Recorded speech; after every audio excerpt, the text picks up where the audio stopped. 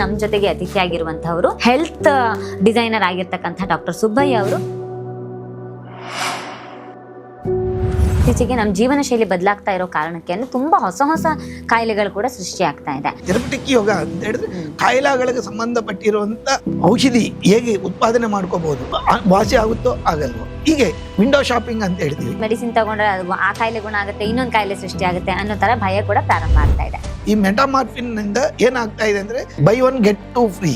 ಏನಂತ ಹೇಳಿದ್ರೆ heart attack, kidney failure compulsory, ಎಲ್ಲ ಡಾಕ್ಟರ್ಸ್ಗೂ ಗೊತ್ತು. ಥೈರಾಯ್ಡ್ ಸಮಸ್ಯೆ ಕೂಡ ತುಂಬಾ ಜಾಸ್ತಿ ಆಗ್ತಾ ಇದೆ. ಎಂತ ಮುಖ್ಯವಾದದ್ದು ಥೈರಾಯ್ಡಿಸಮ್ ಬರೋದು ಹೆಣ್ಮಕ್ಳಲ್ಲೇ ಜಾಸ್ತಿ ಇದೆ. ಕಾಯಿಲೆಗೆ ಯಾರು ಕಾರಣ ಅಂತ ಹೇಳಿದ್ರೆ ಇನ್ಯಾರನ್ನೋ ಕರೆದುಬಿಟ್ಟು ಪಕ್ಕದ ಮನೆಯವ್ರಿಗೆ ಹೇಳಿದ್ರೆ ಆಗೋದಿಲ್ಲ. ನಿಮ್ಗೆ ನೀವೇ ಕಾರಣ. ನಿಮ್ಮಲ್ಲಿ ಒಂದು ಅದ್ಭುತವಾದ ಒಂದು ಮಗು ಇದೆ, ಆ ಮಗುನ ಆಟ ಆಡಿಸಿ. ಇತ್ತೀಚೆಗೆ ಭಾರತ ಈ ಡಯಾಬಿಟಿಕ್ಸ್ ಗಳ ಹಬ್ಬ ಅಂತಲೇ ಆಗಿದೆ. ನನ್ನ ಹತ್ರ ಕನಿಷ್ಠ ಪಕ್ಷ ಒಂದು 20 ಜನ ಮೇಲೆ ಡಾಕ್ಟರ್ಸ್ ಕಾಯಿಲೆಗಳು ವಾಸಿ ಮಾಡ್ಕೊಂಡಿರೋರು ಇದ್ದಾರೆ. ಡಯಾಬಿಟಿಸ್ ಬೇರೆ ಕಡೆ ಹೇಳಲ್ಲ ಅವರು. ಇಂಥ ಡಾಕ್ಟರ್ ಹತ್ರ ಟ್ರೀಟ್ಮೆಂಟ್ ತಗೊಂಡಿದ್ದೀನಿ, ಹಿಂಗೆ ವಾಸಿ ಆಗಿದೆ ಅಂತ ಹೇಳಿದ್ರೆ ಅವ್ರಿಗೊಂದು ರೀತಿ ಅವಮಾನ ಆಗುತ್ತೆ ಅನ್ನೋ ರೀತಿಯಲ್ಲಿ ಔಷಧಿ ರಹಿತವಾಗಿ ಚಿಕಿತ್ಸೆ ಕೊಡೋದು ಸಾಧ್ಯನಾ ಇವತ್ತು? ಪೂರ್ವ ಕಾಲದಿಂದ WHO ನಲ್ಲಿ ಇದೆ. ಎಲ್ಲ ಡಾಕ್ಟರ್ಸ್ ಗೊತ್ತಿದ್ರು ಎಂಡೋಕ್ರೈನಾಲಜಿಸ್ಟ್ ಅಂತ ಹೇಳಿ ಬೋರ್ಡ್ ಆಗ್ತಾರೆ. ಕೆಲವರು ಕೋಪ ಮಾಡ್ಕೋಬಹುದು, ಆದ್ರೂ ಚಿಂತೆ ಇಲ್ಲ, ನಾನು ಅದ್ರ ಬಗ್ಗೆ ಯೋಚನೆ ಮಾಡಲ್ಲ. ಇದು ಕಾಯಿಲೆ ಅಲ್ಲ ಅಂತ ಹೇಳಿ. ಯಾಕೆ ಹೇಳ್ತಾ ಇಲ್ಲ ಅಂತ ಹೇಳಿದ್ರೆ, if you understand yourself you are the best person in the world. ನಾನು ಅನ್ನೋದು ಯಾವಾಗ ಬಂದಿರುತ್ತೋ ಐನೆಸ್ಟು ಡಿಸೀಸ್. ನಮಸ್ಕಾರ, ಚೈತ್ರ ಕುಂದಾಪುರ ಪಾಡ್ಕಾಸ್ಟ್ಗೆ ಸ್ವಾಗತ.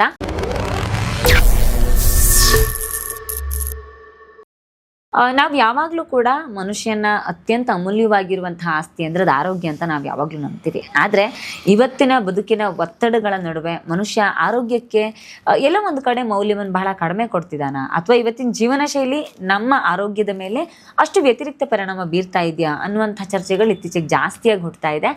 ಹಾಗಾಗಿ ನಮ್ಮ ಜೀವನ ಶೈಲಿಯನ್ನು ಪರಿವರ್ತನೆ ಮಾಡ್ಕೊಳ್ಳೋದ್ರ ಮುಖಾಂತರ ಔಷಧಿ ರಹಿತವಾಗಿ ಒಂದಷ್ಟು ಆರೋಗ್ಯ ಸಮಸ್ಯೆಗಳನ್ನು ನಿವಾರಿಸಿಕೊಳ್ಳುವ ನಿಟ್ಟಿನಲ್ಲಿ ಸಾಕಷ್ಟು ಮಂದಿ ಪ್ರಯತ್ನ ಮಾಡ್ತಾ ಇರ್ತಾರೆ.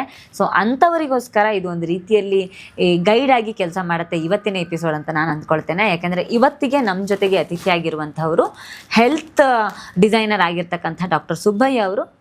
ಬನ್ನಿ, ಔಷಧಿ ರಹಿತವಾಗಿ ಹೇಗೆ ಆರೋಗ್ಯವನ್ನು ಕಾಪಾಡಿಕೊಳ್ಳೋದು ಅಥವಾ ಆರೋಗ್ಯ ಸಮಸ್ಯೆಗಳಿಗೆ ಪರಿಹಾರವನ್ನು ತೆಗೆದುಕೊಳ್ಳೋದು, ಜೀವನ ಶೈಲಿಯಲ್ಲಿ ಹೇಗೆ ಪರಿಹಾರಗಳನ್ನು ಕಂಡುಕೊಳ್ಳೋದು ಜೀವನ ಶೈಲಿಯ ಮುಖಾಂತರ ಅನ್ನುವ ಎಲ್ಲ ವಿಚಾರಗಳ ಬಗ್ಗೆ ಇವತ್ತು ಅವರ ಹತ್ರ ಚರ್ಚೆ ಮಾಡೋಣ. ನಮಸ್ತೆ ಸರ್. ನಮಸ್ಕಾರ. ಕಾರ್ಯಕ್ರಮಕ್ಕೆ ಸ್ವಾಗತ ನಿಮ್ಗೆ. ಹೇಗಿದ್ದೀರಿ? ನಾನು ಸೂಪರ್ ಆಗಿರ್ತೀನಿ. ನಾನು ಯಾವಾಗಲೂ ಹೇಳೋದು, ಮಾಮೂಲಾಗಿ ಎಲ್ಲರೂ ಗುಡ್ ಮಾರ್ನಿಂಗ್ ಹೇಳ್ತಾರೆ, ನಾನು ಹ್ಯಾಪಿ ಮಾರ್ನಿಂಗ್ ಹೇಳ್ತೀನಿ. ಕಾರಣ ಏನು ಅಂತ ಹೇಳಿದ್ರೆ, ನಮ್ಮ ಜೀವನನೇ ಒಂದು ಸಂತೋಷ. ಆ ಸಂತೋಷನ ಯಾಕೆ ನಾವು ಕಡಿಮೆ ಮಾಡ್ಕೋಬೇಕು? ಖುಷಿಯಾಗಿರೋಣ. ನಿಜ. ಈಗ ನಗುಮುಖ, ಕಿರುನಗು ಅಂತ ಹೇಳ್ತೀವಿ. ನಮ್ಮ ಕನ್ನಡ ನಾವು ಕಿರುನಗು ಅಂತ ಹೇಳಿದ್ದಾಗ ಏನಿದೆ ಅದರಲ್ಲಿ? ಆ ಕಿರುನಗುದಿಂದ ನಮ್ಮ ಸಂಪೂರ್ಣವಾಗಿ ಈ ಪಂಚ ಜ್ಞಾನೇಂದ್ರಿಯಗಳನ್ನ ನಾವು ಆಕ್ಟಿವೇಶನ್ ಮಾಡ್ತಾ ಇದ್ದೀವಿ ನಮ್ಮ ಮೆದಡಿಗೆ. ನಾನು ಹೋಮಿಯೋಪತಿ ಡಾಕ್ಟರ್, BHMS ಡಿಪ್ಲೊಮಾ ಯೋಗ, PG ಡಿಪ್ಲೊಮಾ ಸೈಕಾಲಜಿ. ನಾನು ಏನು ಹೇಳ್ತೀನಿ ಅಂದರೆ ಹೆಲ್ತ್ ಡಿಸೈನಿಂಗ್ ಮತ್ತು ಕ್ವಾಂಟಮೈಸ್ಡ್ ಹೀಲರ್ ಅಂತ ಹೇಳ್ತೀನಿ. ಕಾರಣ ಏನು ಅಂತ ಹೇಳಿದ್ರೆ, ನಮ್ಮಲ್ಲಿ ಒಳಗಡೆ ಇರುವಂಥ ಶರೀರ ನಿರ್ಮಾಣದಲ್ಲೇ ಎಲ್ಲ ಕೆಮಿಕಲ್ಸು ಇದೆ, ಎಲ್ಲ ರೀತಿಯಲ್ಲಿ ಔಷಧಿ ಗುಣಗಳು ನಮ್ಮಲ್ಲಿದೆ. ಆದರೆ ನಾವೇನು ಮಾಡ್ತಾ ಇದ್ವಿ, ನಮ್ಮ ಭಯ, ಆತಂಕ, ಅನುಮಾನ ಇಲ್ದಿರೋದು, ಅವ್ರೇನು ಅನ್ಕೊಳ್ತಾರೆ, ಇವ್ರೇನು ಅನ್ಕೊಳ್ತಾರೆ, ಏನು ಅನ್ಕೊಂಡ್ರೆ ನಮ್ಗೇನಾಗಬೇಕು? ನಮ್ಮ ಜೀವನ ನಾವು ಸ್ಪಷ್ಟವಾಗಿ ನಿರ್ದಿಷ್ಟವಾಗಿ ನಮ್ಮ ಆತ್ಮ ತೃಪ್ತಿಗೋಸ್ಕರ, ನಮ್ಮ ಆತ್ಮ ಪ್ರೀತಿನಿಂದ ಜೀವನ ಮಾಡುವಾಗ ಯಾವುದೇ ರೀತಿಯಲ್ಲಿ ಕಾಯಿಲೆಗಳು ಇಲ್ಲ ಅನ್ನೋದು ನಾನು ಕಂಡು ಹಿಡಿದಿದ್ದೀನಿ. ಗತ 40 ವರ್ಷದಿಂದ ನನ್ನದೇ ಆದ ರೀತಿಯಲ್ಲಿ ಅನೇಕ ಜನಕ್ಕೆ ಜೊತೆನಲ್ಲಿದ್ದೀನಿ ಅಂತ ಹೇಳ್ತೀನಿ. ಈ ಸಾಮಾನ್ಯವಾಗಿ ಇತ್ತೀಚೆಗೆ ನಮ್ಮ ಜೀವನ ಶೈಲಿ ಬದಲಾಗ್ತಾ ಇರೋ ಕಾರಣಕ್ಕೆ ತುಂಬಾ ಹೊಸ ಹೊಸ ಕಾಯಿಲೆಗಳು ಕೂಡ ಸೃಷ್ಟಿ ಆಗ್ತಾ ಇದೆ. ಒಂದ್ ಕಡೆ ಜನಗಳಿಗೆಲ್ಲೋ ಮೆಡಿಸಿನ್ಗಳ ಮೇಲೇನೆ ನಂಬಿಕೆಗಳು ಕಳೆದು ಹೋಗುವಂತಹ ಪರಿಸ್ಥಿತಿ ಬಂದಿದೆ. ಇನ್ನು ಕೆಲವು ಸಲ ಅನ್ಕೊಳ್ತೀವಿ, ಒಂದು ಮೆಡಿಸಿನ್ ತಗೊಂಡ್ರೆ ಆ ಕಾಯಿಲೆ ಗುಣ ಆಗುತ್ತೆ, ಇನ್ನೊಂದು ಕಾಯಿಲೆ ಸೃಷ್ಟಿ ಆಗುತ್ತೆ ಅನ್ನೋ ತರ ಭಯ ಕೂಡ ಪ್ರಾರಂಭ ಆಗ್ತಾ ಇದೆ.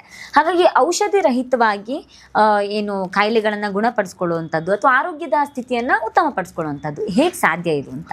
ಮೇಡಮ್, ನಾನು ಅತ್ಯಂತ ಮುಖ್ಯವಾದ್ದೇನು ಅಂತ ಹೇಳಿದ್ರೆ, ನಾನು ಜನರಲ್ ಯೋಗ ಯಾರಿಗೂ ಹೇಳಲ್ಲ. ಥೆರಪ್ಯೂಟಿಕ್ ಯೋಗ ಅಂತ ಹೇಳಿದ್ರೆ ಕಾಯಿಲೆಗಳಿಗೆ ಸಂಬಂಧಪಟ್ಟಿರುವಂಥ ಔಷಧಿ ಹೇಗೆ ಉತ್ಪಾದನೆ ಮಾಡ್ಕೋಬಹುದು, ನಮ್ಮಲ್ಲಿ ಆ ಶಕ್ತಿ ಇದೆ.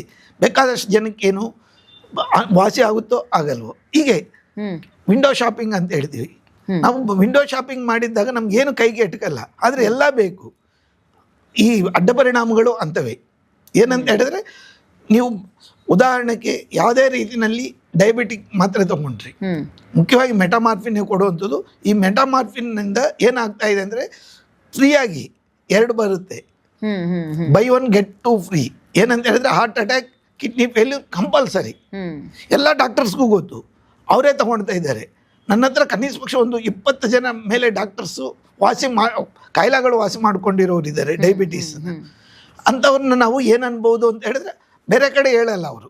ಯಾಕಂದ್ರೆ ಇಂಥ ಡಾಕ್ಟರ್ ಹತ್ರ ಟ್ರೀಟ್ಮೆಂಟ್ ತೊಗೊಂಡಿದ್ದೀನಿ, ಹಿಂಗೆ ವಾಸಿ ಆಗಿದೆ ಅಂತ ಹೇಳಿದ್ರೆ ಅವಾಗೊಂದು ರೀತಿ ಅವಮಾನ ಆಗುತ್ತೆ ಅನ್ನೋ ರೀತಿಯಲ್ಲಿ ಎಲ್ಲರಿಗೂ ಹೇಳೋದೇನು, ನೀವು ಔಷಧಿ ತೊಗೊಂಡ್ರೇ.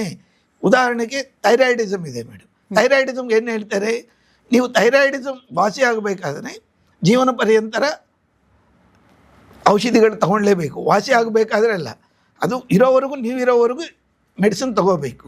ಅದರಿಂದ ಏನಾಗ್ತಾ ಇದೆ, ಡೈರೆಕ್ಟಾಗಿ ನಿಮ್ಮ ಶರೀರ ಊಬಕಾಯ ಆಗ್ತಾ ಇದೆ, ಕೂದಲು ಉದುರೋಗ್ತಾ ಇದೆ, ಮಕ್ಕಳಾಗ್ತಾ ಇಲ್ಲ, ಬಂಜಿತನ ಆಗ್ತಾ ಇದೆ, ಹಲವಾರು ಪ್ರಾಬ್ಲಮ್. ಆ ಪ್ರಾಬ್ಲಮ್ ಬಗ್ಗೆ ಯಾರು ಏನು ಮಾತಾಡಲ್ಲ. ಕಾರಣ ಏನು ಗೊತ್ತಿಲ್ಲ.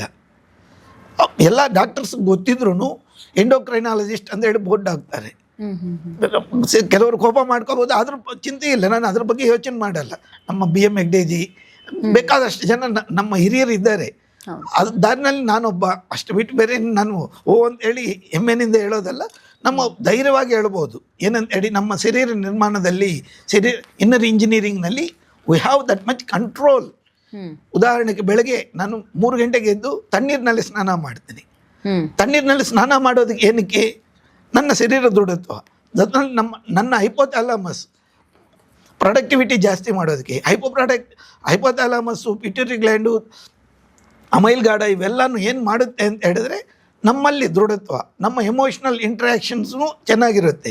ನಮ್ಮದು ಇಲ್ದಿರೋದು ಈಗ ತಾವೇ ಹೇಳಿದ್ರೆ ಲೈಫ್ ಸ್ಟೈಲ್ ಡಿಸಾರ್ಡರ್ಸ್ ಅಂತೇಳಿ, ಇವೆಲ್ಲನೂ ಲೈಫ್ ಸ್ಟೈಲ್ ಡಿಸಾರ್ಡರ್ಸೇ. ನಿಮ್ಮ ಆರೋಗ್ಯಕ್ಕೆ ನೀವು ಹಾನಿ ಕುಂದು ತತ್ಕೊಳ್ತಾ ಇದ್ದೀರ. ಇವು ಪ್ರತಿನಿತ್ಯ ನಾವು ಬೇಕಾದಷ್ಟು ಟೈಮ್ ಹೇಳ್ತಾ ಇರ್ತೀವಿ ಮಕ್ಕಳುಗಳಲ್ಲಿ, ಇದು ಚಾಕ್ಲೇಟ್ ತಿನ್ಬೇಡಿ, ನಿನ್ನ ಅಲ್ಲೋಗುತ್ತೆ. ಆದ್ರೂ ಮಕ್ಕಳಿಗೆ ನಾವು ಬಿಡ್ತಾ ಇಲ್ಲ. ಅವ್ರಿಗೆ ಏನಾದರೂ ಕೇಳಿಲ್ಲ ಅಂದರೆ ಚಾಕ್ಲೇಟ್ ಕೊಡ್ತೀನಿ, ಕೆಲಸ ಮಾಡು.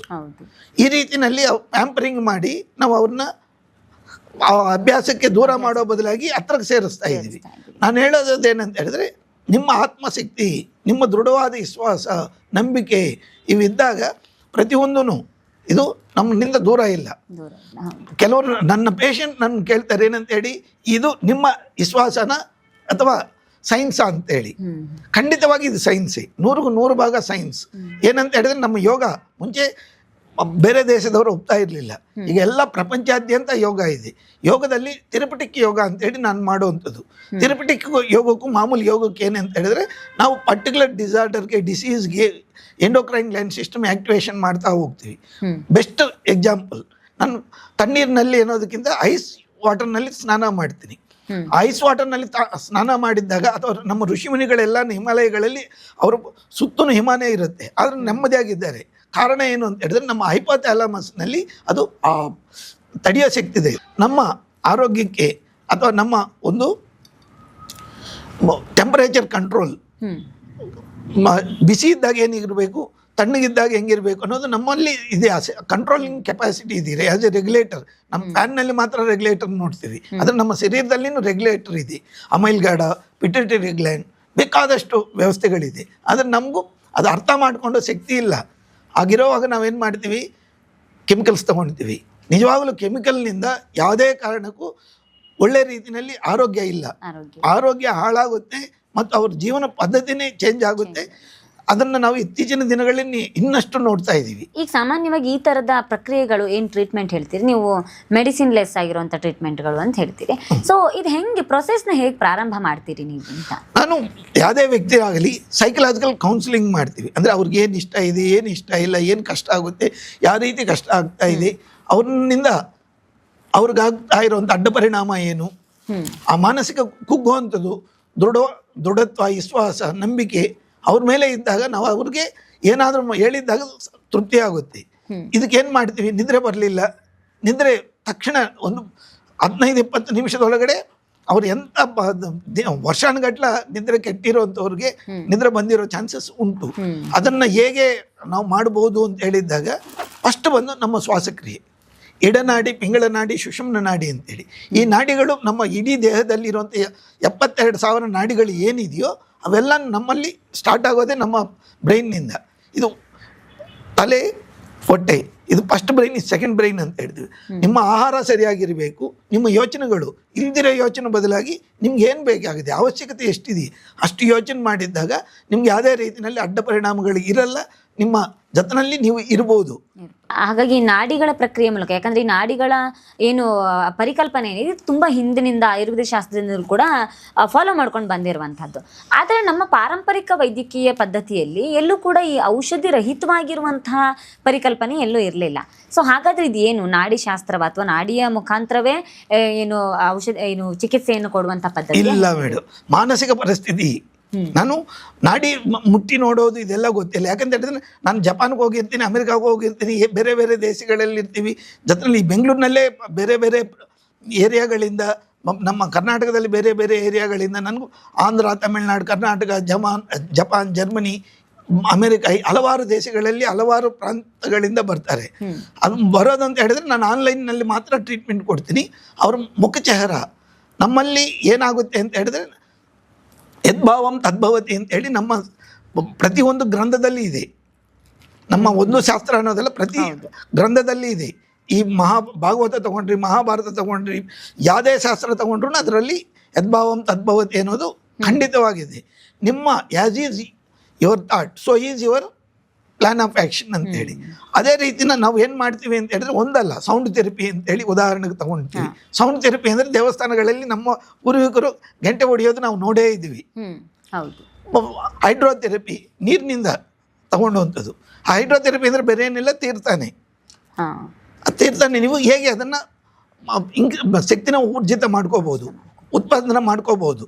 ಇವನ್ನ ನಾವು ಪ್ರತಿಯೊಂದೂ ನಾವು ಮುಖ್ಯವಾಗಿ ಹೇಳೋದೇನಂತ ಹೇಳಿದ್ರೆ ಓಂಕಾರ ಹೇಳ್ತೀವಿ. ಓಂಕಾರ ಹೇಳೋದು ಹೇಗೆ ಅಂತ ಹೇಳಿದಾಗ, ಓಂ ಅದು ತಗೊಂಬ ಇದು ತಗೊಂಬ ಅಂತೇಳಿ ನಮ್ಮ ಶಾಸ್ತ್ರಿಗಳು ಹೇಳ್ತಾ ಇರ್ತಾರೆ. ಶಾಸ್ತ್ರಿಗಳದ್ದು ತಪ್ಪೇ ಬಿಟ್ಟು ಶಾಸ್ತ್ರ ತಪ್ಪಲ್ಲ. ಶಾಸ್ತ್ರಿಗಳು ಅದನ್ನು ನಿರ್ದಿಷ್ಟವಾಗಿ ನಿಯಮವಾಗಿ ಮಾಡಿದ್ದಾಗ ನಮ್ಮಲ್ಲಿ ತುಂಬ ಉನ್ನತ ಸ್ಥಿತಿ ಬರುತ್ತೆ. ಉದಾಹರಣೆಗೆ ಓಂಕಾರ ಹೇಳುವಾಗ ಅಕಾರ, ಉಕಾರ, ಮಕಾರ 3 ಶಬ್ದಗಳ ಮಿಲನ ಅದು. ಆ 3 ಶಬ್ದಗಳಲ್ಲಿ 10% ಅಕಾರ, 15% ಉಕಾರ, ಮಿಕ್ಕಿರೋ 75 ಭಾಗ ಮಕಾರ ಇರಬೇಕು.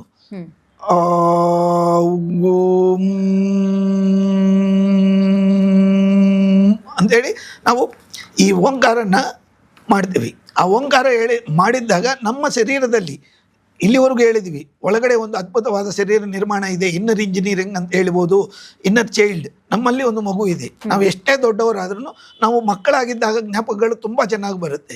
ಕಾರಣ ಏನಂತ ಹೇಳಿದ್ರೆ ಆ ಫ್ರೀಕ್ವೆನ್ಸಿ ತುಂಬ ಚೆನ್ನಾಗಿರುತ್ತೆ. ನಮ್ಮಲ್ಲಿ ಫ್ರೀಕ್ವೆನ್ಸೀಸ್ ಅಂತ ಹೇಳಿದ್ದಾಗ ವೈಬ್ರೇಷನ್ಸ್ ನಾವು ಕ್ರಿಯೇಟ್ ಮಾಡ್ಕೊಂಡು ಆ ಫ್ರೀಕ್ವೆನ್ಸಿಗೆ ನಮ್ಮ ಶರೀರನ ಕರ್ಕೊಂಡು ಹೋಗಿದ್ದಾಗ ನಮ್ಗೆ 100ಕ್ಕೆ 100 ಭಾಗ ಯಾವುದೇ ರೀತಿಯಲ್ಲಿ ಕಾಯಿಲೆಗಳಿರಲ್ಲ. ಮಾಮೂಲಾಗಿ ಫ್ರೀಕ್ವೆನ್ಸಿ ಅಂತ ಹೇಳಿದಾಗ 0 to 4 ತುರಿಯಾಯ ಸ್ಥಿತಿ. ಅದಾದಮೇಲೆ ಆಲ್ಫಾ ಸ್ಟೇಟಸ್, ಬೀಟಾ ಸ್ಟೇಟಸ್, ಈ ರೀತಿ ವ್ಯತ್ಯಾಸಗಳಿದೆ. ಆ ವ್ಯತ್ಯಾಸಗಳನ್ನು ನಾವು ಕಂಡುಹಿಡಿದಿದ್ದಾಗ ಈ ವ್ಯಕ್ತಿ ಹೀಗಿದ್ದಾರೆ, ಇವ್ರನ್ನ ಹೀಗೆ ಮಾತಾಡಿಸ್ಬೇಕು, ಇವ್ರ ಮಾನಸಿಕ ಸ್ಥಿತಿ ಹೀಗಿದೆ. ನನ್ನ ಹತ್ರ ಸಿಜೋಫ್ರಿನಿಕ್ ಕೇಸಸ್ ಸ್ಟಾರ್ಟಿಂಗ್ ಸ್ಟೇಜ್ನಲ್ಲಿ, ಅಡ್ವಾನ್ಸ್ಡ್ ಸ್ಟೇಜ್ನಲ್ಲಿ ನಾವೇನು ಮಾಡೋಕ್ಕಾಗಲ್ಲ, ಅವ್ರು ವೈಲ್ಡ್ ಆಗಿರ್ತಾರೆ. ಆ ವೈಲ್ಡ್ ಆಗ್ದಂಗಿರೋರು ಬಂದರೆ we can handle and we can make them to settle in their life. ಅವ್ರ ಜೀವನನ ಉತ್ತಮವಾಗಿ ಮಹೋನ್ನತವಾಗಿ ಜೀವನ ಸರಿಪಡಿಸ್ಕೊಳ್ಳೋದಕ್ಕೆ ನಾವು ದಾರಿ ತೋರಿಸ್ಬೋದು. ಯಾವುದೋ ಒಂದು ಮಾಡಿ, ಏನೋ ಒಂದು ಮಾಡಿ, ಯಾವುದೋ ಒಂದು ರೀತಿಯಲ್ಲಿ ಅವ್ರನ್ನ ಮಾತಾಡೋದಲ್ಲ. ಇದು ಹಲವಾರು ಪದ್ಧತಿಗಳಿದೆ. ಉದಾಹರಣೆ ಪ್ರಾಣಿಕ್ ಹೀಲಿಂಗ್, ಅವರಲ್ಲಿ ಶಕ್ತಿ ಹೇಗೆ ತಗೋಬೋದು. ಬೇಕಾದಷ್ಟು ಜನ ಏನು ಹೇಳ್ತಾರೆ, ಪ್ರಾಣಿಕ್ ಹೀಲಿಂಗ್ ನಿಮ್ಮ 1st ಗ್ರೇಡು 2nd ಗ್ರೇಡು ಏನೇನೋ ಹೇಳ್ತಾರೆ. ಪ್ರಾಣಿಕ್ ಹೀಲಿಂಗ್ ಅಂದ ತಕ್ಷಣ ನಮ್ಮಲ್ಲಿ ಆ ಶಕ್ತಿ ಇರಬೇಕು. ನಮ್ಮ ಶರೀರದಲ್ಲಿ ಇಲ್ದಿರೋ ರೀತಿಯಲ್ಲಿ ಬೇರೆಯವ್ರಿಗೆ ನಾನು ಶಕ್ತಿ ಕೊಡ್ತೀನಿ ಅಂತ ಹೇಳಿದ್ರೆ ಸುಮ್ಮನೆ 8,000 10,000 15,000 ದುಡ್ಡು ಖರ್ಚು ಮಾಡ್ಕೋಬೇಕೇ ಬಿಟ್ಟು ಬೇರೆ ಏನು ಉಪಯೋಗ ಇರಲ್ಲ. ದುಡ್ಡು ಖರ್ಚು ಮಾಡಿದಂಗೆ ಏನೂ ಇಲ್ಲ. ಆದರೆ ಅದನ್ನು ಒಂದು ಪದ್ಧತಿ ಪ್ರಕಾರ ಮಾಡಿದ್ದಾಗ ಎಲ್ಲರಿಗೂ ಉಪಯೋಗ ಆಗುತ್ತೆ. ಈಗ ಸಾಮಾನ್ಯವಾಗಿ ಇತ್ತೀಚೆಗೆ ಭಾರತ ಈ ಡಯಾಬಿಟಿಕ್ಸ್ಗಳ ಹಬ್ಬ ಅಂತಲೇ ಆಗಿದೆ. ಇಲ್ಲಿ ಕ್ಯಾಪಿಟಲ್ ಆಫ್ ಡಯಾಬಿಟಿಕ್ಸ್ ಅನ್ನೋ ಥರ ಆಗೋಗ್ಬಿಟ್ಟಿದೆ ನಮ್ಮ ದೇಶ. ಹೈಯೆಸ್ಟ್ ಇವತ್ತು ಬಹುತೇಕರು ಎದುರಿಸ್ತಾ ಇರುವಂಥ ಸಮಸ್ಯೆ ಮಧುಮೇಹ, ಡಯಾಬಿಟಿಕ್ಸ್ ಬಂದಿದೆ ಅಂತ. ಸೊ ಇದಕ್ಕೆ ಏನು ಔಷಧಿ ರಹಿತವಾಗಿ ಚಿಕಿತ್ಸೆ ಕೊಡೋದು ಸಾಧ್ಯನಾ ಇವತ್ತಿಗೆ ಇದು, ಅಥವಾ ಜೀವನ ಶೈಲಿಯ ಸಮಸ್ಯೆ ಆಗಿರೋದ್ರಿಂದ ಇದಕ್ಕೆ ಯಾವ ರೀತಿಯ ಟ್ರೀಟ್ಮೆಂಟ್ಗಳು ಇವತ್ತಿನ ಇದಕ್ಕೆ ಹೇಳ್ತೀರಿ? ಮೇಡಮ್, ಇದು ಮೆಟಬಾಲಿಕ್ ಡಿಸಾರ್ಡರ್. ನಮ್ಮ ಜೀರ್ಣ ವ್ಯವಸ್ಥೆ ಸರಿ ಇಲ್ದಿರೋದ್ರಿಂದ ನಮಗೆ ಬರುವಂಥ ಒಂದು ಕಾಯಿಲೆ. ಇದು ಪೂರ್ವಕಾಲದಿಂದ WHO ನಲ್ಲಿ ಇದೆ.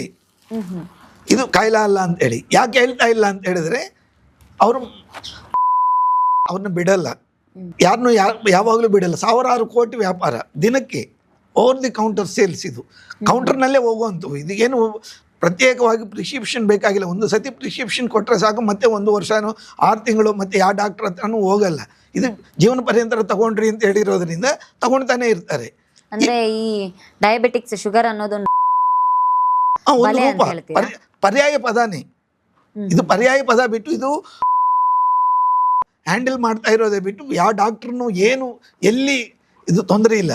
ಆದರೆ ಏನಂತ ಹೇಳಿದ್ರೆ ಇದು ಎಲ್ಲರೂ ಪ್ಯಾಂಕ್ರಿಯಾಸ್ ಅಂತ ಹೇಳ್ತಾರೆ. ಇದು ಪ್ಯಾಂಕ್ರಿಯಾಸ್ಗಿಂತ ನಮ್ಮ ಲಿವರ್ನಲ್ಲಿ ಗೆರ್ಲಿನ್ ಅಂತ ಹೇಳಿ, ಪೆಪ್ಟೋಸಿನ್ ಅಂತ ಹೇಳಿ, ಸ್ಟ್ರೊಮ್ಟೋಸಿನ್ ಅಂತ ಈ ಹಲವಾರು 4 ರೀತಿ ಕೆಮಿಕಲ್ಸ್ನ ನಾವು ಉತ್ಪಾದನೆ ಮಾಡ್ಕೋಬಹುದು.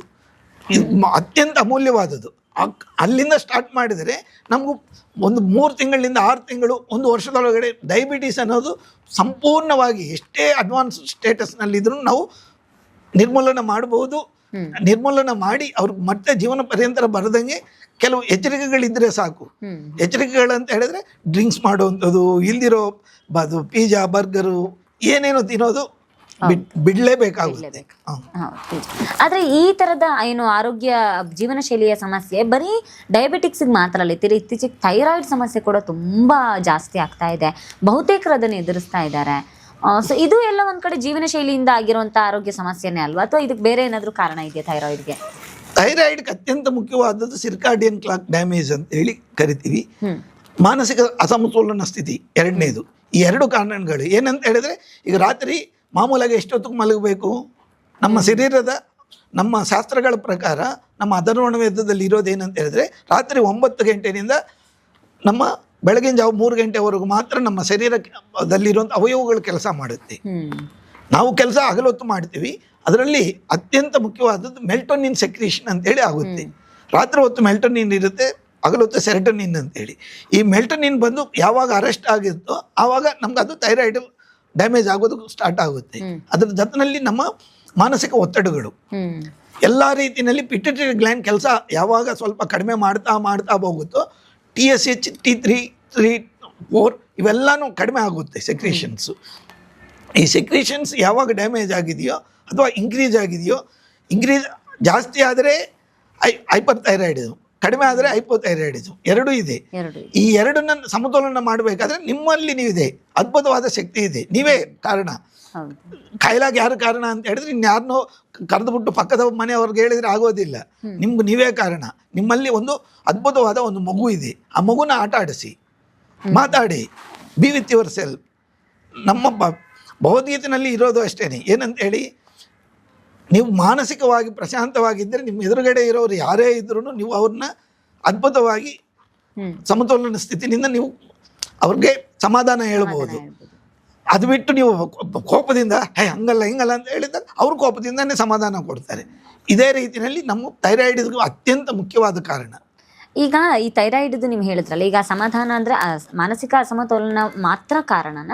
ಅದರಿಂದ ಆಚೆಗೆ ಬೇರೆ ಯಾವುದಾದ್ರೂ ಅಂದರೆ ದೈಹಿಕ ಸಮಸ್ಯೆಯೂ ಆಗಿರೋ ಕಾರಣಕ್ಕೆ ಇದಕ್ಕೆ ಬೇರೆ ಯಾವ ರೀತಿಯ ಟ್ರೀಟ್ಮೆಂಟ್ಗಳನ್ನು ನೀವು ಹೇಳ್ತೀವಿ? ಮೇಡಮ್, ಅತ್ಯಂತ ಮುಖ್ಯವಾದದ್ದು ಥೈರಾಯ್ಡಿಸಮ್ ಬರೋದು ಹೆಣ್ಮಕ್ಳಲ್ಲೇ ಜಾಸ್ತಿ ಇದೆ.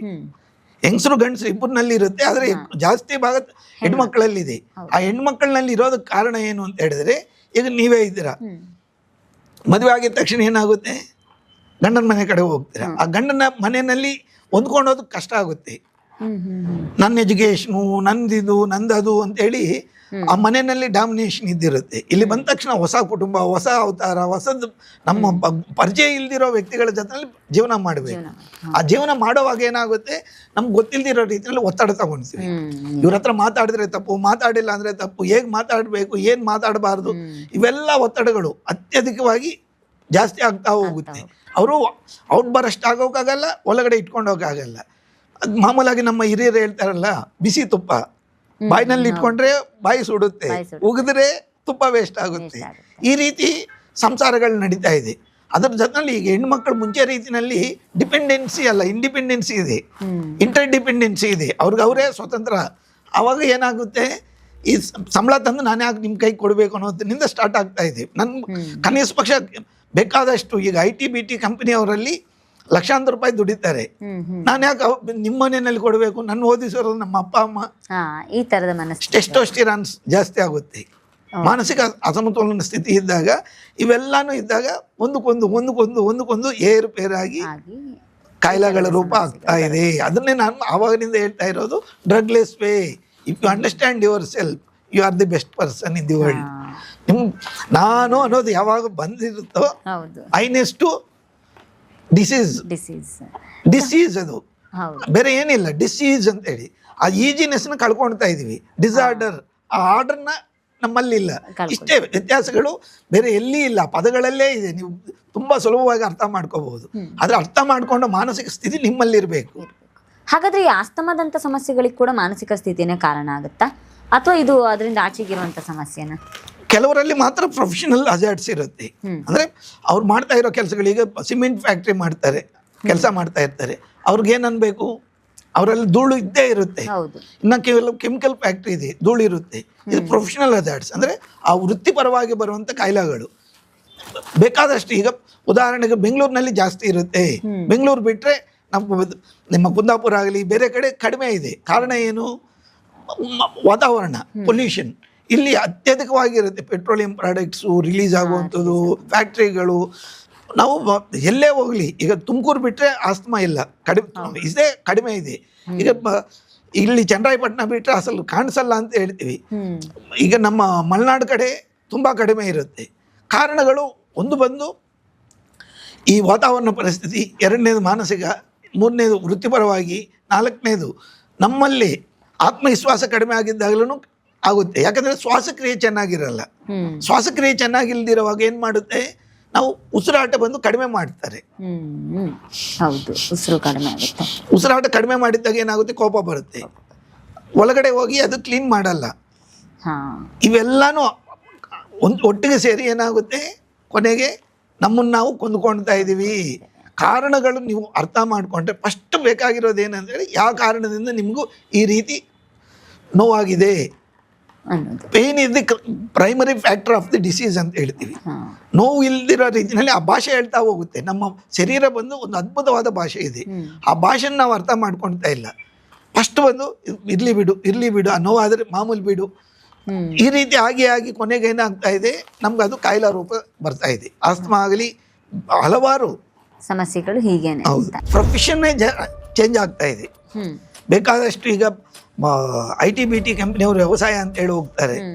ಆ ವ್ಯವಸಾಯದಲ್ಲಿ ಇರೋಕ್ಕಾಗಲ್ಲ, ಅವ್ರು ಆಚೆ ಬರೋಕ್ಕಾಗಲ್ಲ. ಎಂತ ದುರದೃಷ್ಟ ಅಂತ ಹೇಳಿದ್ರೆ, ನಮ್ಮ ಪುನೀತ್ ರಾಜ್ಕುಮಾರ್ ಅವರು ಮಾಡಿರೋದು ತಪ್ಪಲ್ಲ. ಅದು ಕಾರ್ಡಿಯಾಕ್ ಅರೆಸ್ಟ್ ಆಗೋದಕ್ಕಿಂತ ಮುಂಚಿತವಾಗಿ ಕೆಲವು ಸಿಗ್ನಲ್ಸ್ ಬರುತ್ತೆ. ಹೆಸರುಗಳು ಚೇಂಜ್ ಆಗಬೇಕು. ನಮ್ಗೆ ಏನು ಬೇಕಾಗಿದೆ, ಇಂಗ್ಲೀಷ್ ಪದಗಳು ಬೇಕಾಗಿದೆ. ತಂಗಳನ್ನ ಅಂತ ಹೇಳಿದ್ರೆ ಯಾರೂ ತಿನ್ನಲ್ಲ. ಪ್ರೋಬಯೋಟಿಕ್ ಫುಡ್ ಅಂತ ಹೇಳಿ 250 ರೂಪಾಯಿಗಿಂತ ಕಡಿಮೆ ಇಲ್ಲ. ಅದೇ ನಿಮ್ಮ ಮನೆಯಲ್ಲಿ ಮುದ್ದೆ ಮಿಕ್ಕಿರೋದಕ್ಕೆ ಸ್ವಲ್ಪ ಮೊಸರು ಹಾಕ್ಕೊಂಡು ತಿನ್ರಿ ಅಂತ ಹೇಳಿದ್ರೆ ನಾವು ಈಸಿಯಾಗಿ ತಿಂತೀವ? ಟೈಮ್ ಅನ್ನೋದು ಎಲ್ಲಿದೆ? ನಿಮ್ಮ ಆರೋಗ್ಯಕ್ಕಿಂತ ಆರೋಗ್ಯವೇ ಮಹಾಭಾಗ್ಯ ಅಂತ ಹೇಳ್ತೀವಿ. ಈಗ ಮಹಾಭಾಗ್ಯ ಅಲ್ಲ, ಮಹಾಭಾಗ್ಯ ಆಗಿ ಹೋಗ್ತಾ ಇದೆ.